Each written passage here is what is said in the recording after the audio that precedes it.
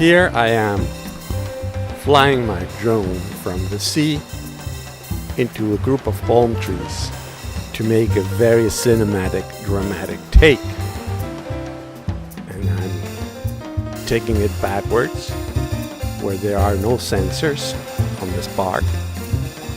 And the take is going beautifully and boom, kaboom. Why? Because I didn't have the drone in sight. I was flying it blindly. Boom, kaboom. Drone falls from a 30 feet height when it hits a palm tree.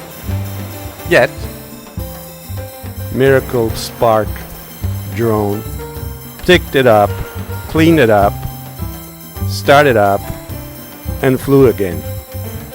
Thank you, DJI.